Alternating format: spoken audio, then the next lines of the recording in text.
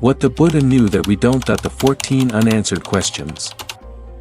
Have you ever wondered why the Buddha, one of the wisest beings in history, remained silent when asked about the nature of the universe and the afterlife? Why would someone who attained ultimate enlightenment refuse to answer such profound questions? Here's something surprising. The Buddha wasn't avoiding the questions because he didn't know the answers. He deliberately refused to engage with them, because he understood something that most of us overlook. His silence itself was a lesson, far more powerful than any spoken words. In this video, we will dive deep into the 14 unanswered questions, uncover the hidden meaning behind the Buddha's silence, and explore how this ancient wisdom can bring clarity and peace into our daily lives. Stay with me until the end, because once you grasp this truth, your perspective on life, and even on reality itself, may never be the same. The Buddha's focus on the mind, not the universe. The Buddha's enlightenment was not a cosmic revelation about the stars, the galaxies, or the origins of existence. It was something far more profound, an awakening to the nature of the mind itself. While philosophers debated the structure of the universe and kings waged wars to expand their domains, the Buddha turned inward. He realized that no amount of external knowledge, power, or wealth could free a person from suffering if their mind remained enslaved by craving, aversion, and delusion. History is filled with figures who conquered vast lands yet failed to conquer their own minds. Consider Alexander the Great, who wept when he had no more worlds to conquer, yet found no peace within himself. Or Emperor Ashoka, who, after a lifetime of bloody conquest, was tormented by guilt until he discovered the Dharma. The Buddha, however, saw that the greatest battle is not fought on the plains of war, but within the human heart. He taught that the real enemy is not outside, it is the uncontrolled mind. One day, King Pasenadi of Kosala, a devout follower of the Buddha, came to him distressed. Though he had wealth, armies, and influence, he confessed to feeling restless and unsatisfied. The Buddha simply asked, if a man carries a heavy boulder on his head and complains of its weight, what should he do? The king replied, he should set it down, of course. The Buddha nodded. Then why do you continue carrying the burden of desire, anger, and attachment, expecting peace to come from outside? At that moment, King Pasenadi understood, the root of suffering was not the absence of wealth or power, but the presence of mental afflictions. Imagine a man trapped in a burning house. Would he stop to ask, how did this fire start? Or what is the nature of flames? Before escaping? Of course not. He would focus on getting out. The Buddha saw that the world is on fire, burning with suffering, fueled by greed, hatred, and delusion. Questions about the size of the universe, its beginning or end, or what happens after death are like asking about the structure of flames while standing in a burning house. Instead, the Buddha offered an exit, an escape from suffering through understanding the mind. The Buddha's teachings were not meant to satisfy intellectual curiosity, they were meant to transform lives. He did not seek to explain the mechanics of the universe but rather to reveal the mechanism of suffering and its cessation. And what is this mechanism? It is simple yet profound. Where there is attachment, there is suffering. Where the mind is free, there is peace. The 14 unanswered questions. Malunkyaputta, a devoted monk seeking ultimate truth, was not alone in his frustration. For thousands of years, human beings have grappled with the most profound questions of existence, questions that reach beyond the boundaries of the mind, the body, and even time itself. Yet when Malunkyaputta presented the Buddha with 14 metaphysical inquiries, the response was silence. Not out of evasion, nor due to uncertainty, but as a deliberate refusal to engage. Why? Because these questions were like a mirage in the desert, seemingly profound, yet ultimately leading nowhere. They seduced the mind into endless speculation without bringing it closer to truth or liberation. The Buddha understood that the pursuit of answers is not the same as the pursuit of awakening. To dissect these questions is to see why. The first 4 questions reflect humanity's obsession with the nature of reality. Is the universe endless, stretching into eternity, or does it have a boundary? Has it always existed, or did it come into being at a particular moment in time? Philosophers and scientists alike have wrestled with these questions, constructing theories, arguing positions, and even waging wars over their implications. Some ancient traditions taught that the universe is cyclical, with infinite cycles of birth, destruction, and rebirth. Others believed in a single act of creation by an all-powerful deity. Today, physicists explore concepts like the Big Bang, the expansion of the cosmos, and multiverse theories. But what does any of this have to do with ending suffering? Will knowing whether the universe is infinite remove even a single drop of craving from the mind? If we prove that the world had a beginning, does that free us from anger, jealousy, or attachment? The Buddha saw that no matter how these questions were answered, they led only to more questions. And so he left them aside. The next two questions strike at the core of identity.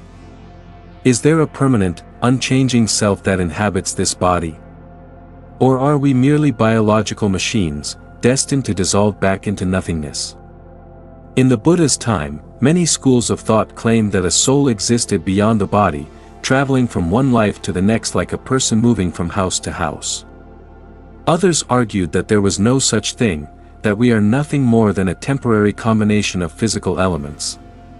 But the Buddha did not engage in such debates, for he had already seen through the illusion of a fixed self. He taught that the idea of an eternal soul is just another attachment, one more chain that binds us to suffering. When we cling to the idea of an unchanging self, we cling to fear, fear of death, fear of loss, fear of annihilation. True liberation comes not from proving or disproving the soul, but from letting go of the illusion of self altogether. The next four questions reveal a deep-seated human concern: what happens after we die? Even those who do not fear death itself often fear the uncertainty that follows. Will we continue to exist in another form? Will we vanish completely? Is there some in-between state that defies ordinary logic? The Buddha refused to answer, not because the truth was beyond him, but because fixating on the afterlife distracts us from the work of the present moment. People waste lifetimes searching for certainty about death while failing to fully live.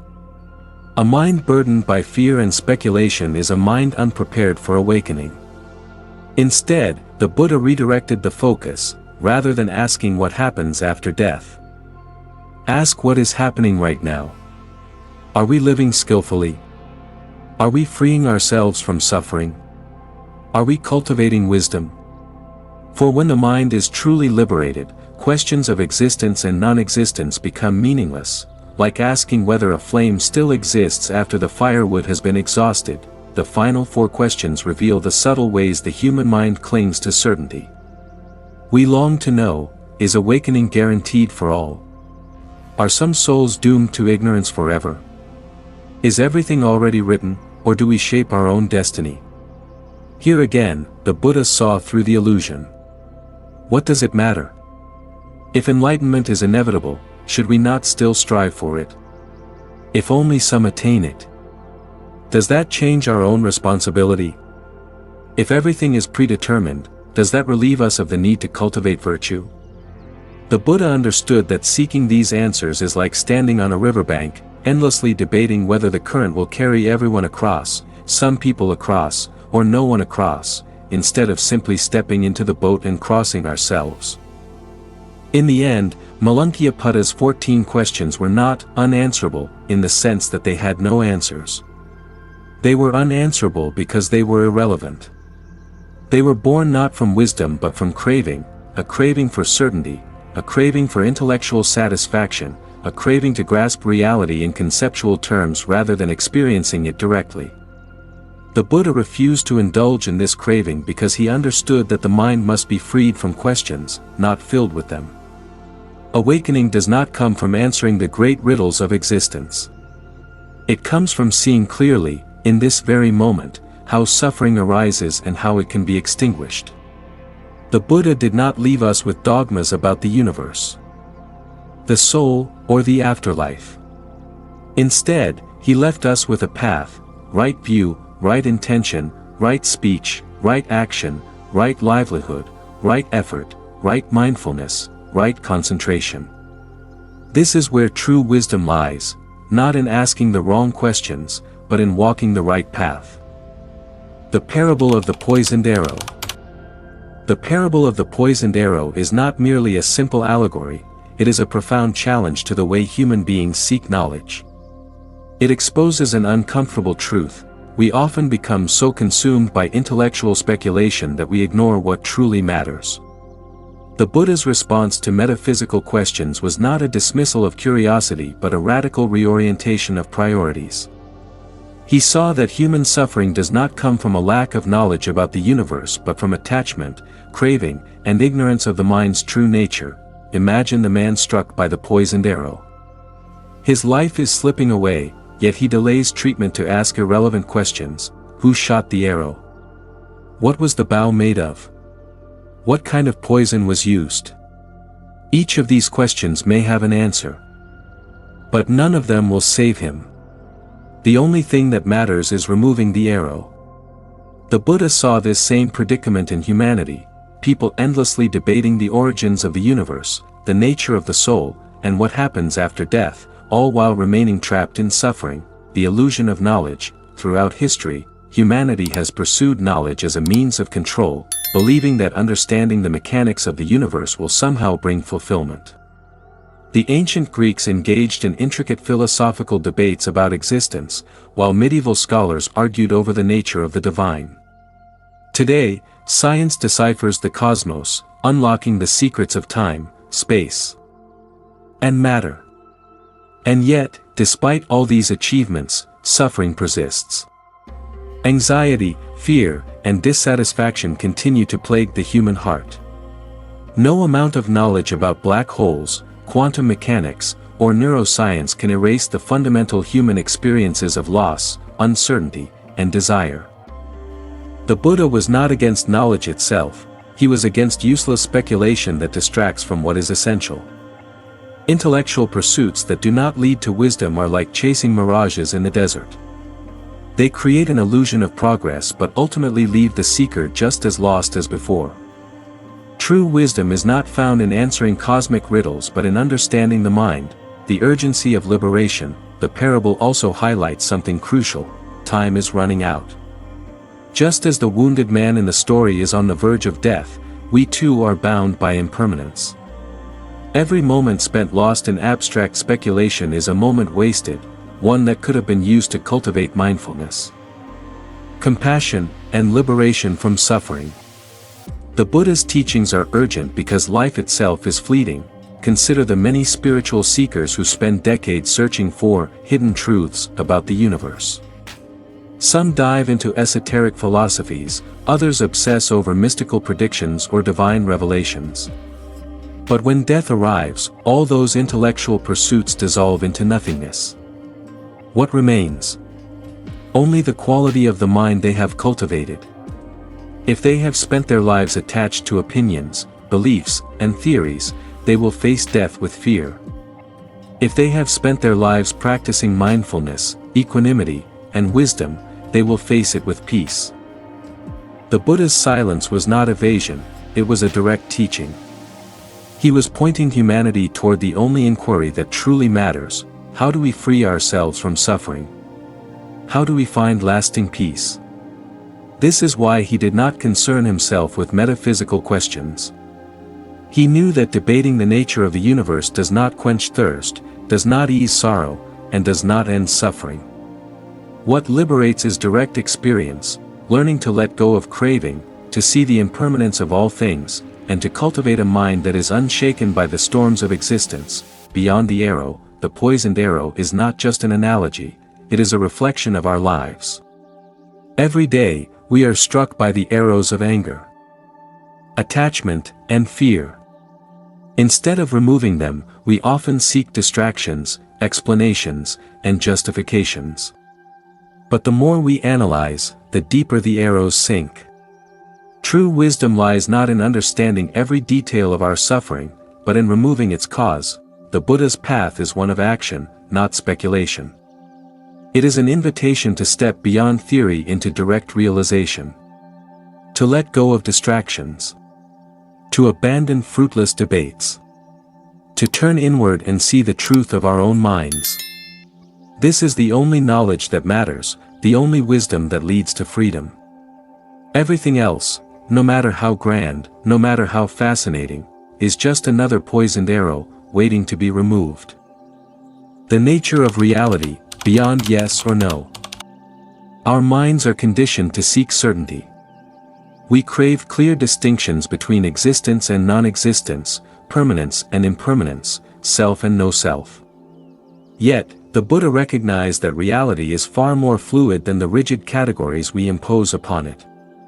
When asked whether the Tathagata exists after death, he refused to answer, not because he lacked knowledge, but because any response would trap the questioner in a flawed framework of thought. The human mind is accustomed to seeing the world in binaries, light or dark, good or bad, real or unreal. This pattern of thinking is deeply ingrained in Western philosophy, where truth is often treated as an absolute. Aristotle's law of the excluded middle states that a proposition must be either true or false, with no in-between. However, the Buddha understood that ultimate reality does not conform to such rigid classifications.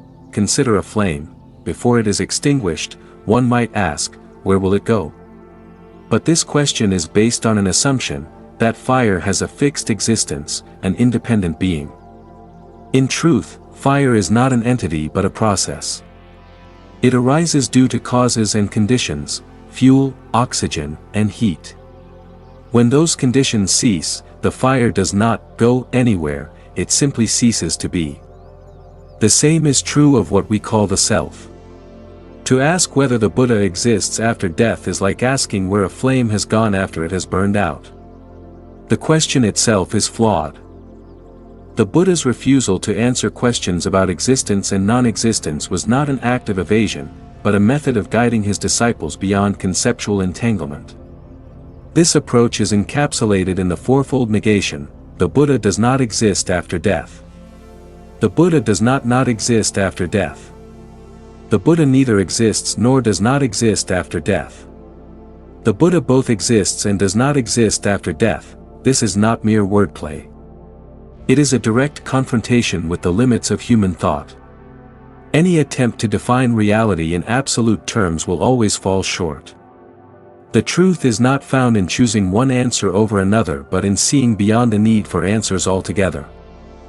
The great Buddhist philosopher Nagarjuna expanded on this insight, showing that all concepts of existence and non-existence are empty of inherent meaning. He demonstrated that clinging to either eternalism, I will exist forever, or nihilism, I will cease to exist entirely, is a trap. Reality, he taught, is neither absolute being nor absolute nothingness. It is a dynamic interdependence, a constant arising and ceasing beyond fixed identity. Nagarjuna compared this to a dream. When we wake up, do the people and places in the dream still exist? No, but neither can we say they never existed at all. The dream had a relative reality, it was experienced, it had meaning, but it did not have an independent, unchanging existence. Likewise, all phenomena, including the self, exist in a relative sense but are empty of inherent being. The question of whether the Buddha exists after death presupposes a fixed Buddha that either continues or ceases. But what we call Buddha was never a singular, unchanging entity. He was a stream of causes and conditions, a body that arose, a mind that awakened, a teaching that flowed into the world like a river. To ask whether the river still exists after it reaches the ocean is to misunderstand the nature of the river itself. This has profound implications for our own lives. We, too, cling to the illusion of a fixed self, an I that was born, that exists now, and that will one day cease to be. But upon deep examination, this I dissolves. What we call self is just a collection of ever-changing thoughts, perceptions, and sensations.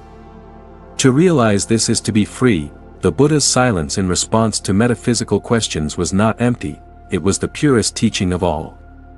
It pointed not to an answer, but to a realization that liberation is not found in conceptual knowledge, but in direct experience. It is not about proving existence or non-existence, but about seeing through the illusion that such questions even matter. In the end, the greatest truth cannot be spoken. It can only be known in the stillness of a mind free from grasping. And in that silence, all dualities dissolve. Practical wisdom, how this helps us today. In our modern world, we are bombarded with endless information, yet true wisdom remains elusive. The Buddha's refusal to engage in speculative metaphysics offers us a timeless lesson. Not all questions are worth pursuing, and some lines of thought only serve to entangle us further in confusion. This is not an encouragement to abandon curiosity, but rather a call to direct our energy toward what truly liberates us. One of the greatest traps of the mind is its obsession with certainty. We see this in science, philosophy, and even in daily life, our relentless pursuit of definitive answers to questions that may never be resolved. But does knowing whether the universe is infinite change the way we suffer? Does proving the existence or non-existence of the soul bring us closer to peace? The Buddha understood that knowledge alone does not liberate. Only direct experience of truth does. This is why Buddhism is often called a path of practice rather than a belief system. While many traditions focus on faith in doctrines, Buddhism emphasizes investigation through meditation, ethical living, and mindfulness. The Buddha did not present dogmas to be blindly accepted, he presented a method, a way of being that leads to freedom.